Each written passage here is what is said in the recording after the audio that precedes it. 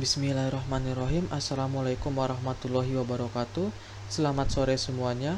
Perkenalkan, nama saya Rivaldi Leonardo Jordan, dan pada sore hari ini saya akan menyampaikan sebuah materi dengan judul ADHD atau Attention Deficit Hyperactivity Disorder. Mula-mula mari kita mengenal apa itu ADHD. ADHD atau dalam bahasa Indonesia disebut gangguan pemusatan perhatian dan atau hiperaktivitas, adalah gangguan perilaku yang ditandai dengan timbulnya perilaku hiperaktif impulsif dan inatensi yang timbul lebih sering dibanding anak-anak seusianya.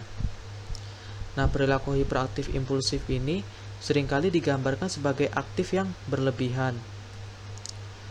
Impulsif di sini digambarkan sebagai perilaku yang bertindak dulu baru berpikir atau perilaku yang nekat.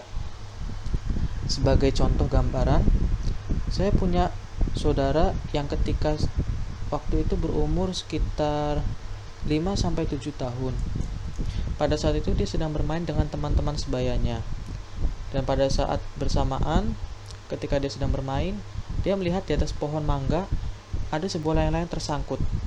Akhirnya tanpa pikir panjang dan tanpa sepengetahuan siapapun, dia langsung memanjat pohon tersebut.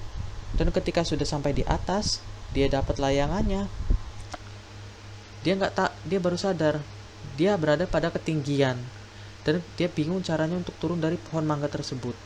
Akhirnya dia memilih untuk menangis, dan pada saat itu orang-orang langsung datang untuk menolong dia. Sedangkan perilaku inatensi di sini adalah tidak bisa memusatkan perhatian dengan baik, terutama pada hal-hal yang membutuhkan fokus tinggi. Meskipun demikian, hal tersebut tidak berpengaruh pada hal-hal yang ia sukai atau yang menjadi hobi dia.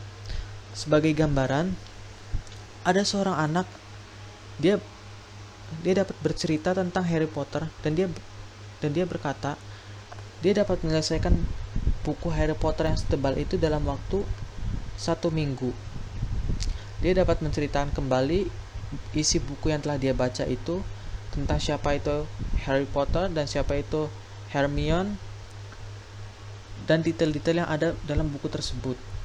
Namun, hal itu bertentangan saat ibunya menyuruh untuk mengerjakan soal matematika yang berjumlah 2 lembar. Meskipun dia berusaha untuk mengerti apa yang ada di lembar tersebut hingga waktu 4 jam berlalu, dia tetap mengalami kesulitan. Baik, kita sampai pada penyebab ADHD. Sebenarnya, untuk penyebab pastinya itu belum diketahui, namun seringkali disebut dengan faktor risiko. Yang pertama adalah perkembangan pada otak anak terganggu. Hal ini bisa terjadi pada saat persalinan misalkan. Kemudian riwayat keluarga dengan ADHD. Yang ketiga adalah faktor ibu. Faktor ibu di sini adalah bisa jadi dari apa yang ibu konsumsi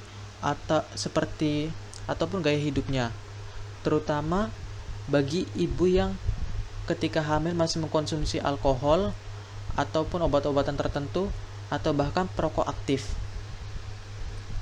Dan kemudian yang terakhir adalah faktor lingkungan, terutama lingkungan yang memiliki kadar polusi yang tinggi. Baik, sekian dari saya. Terima kasih atas perhatiannya. Wassalamualaikum warahmatullahi wabarakatuh.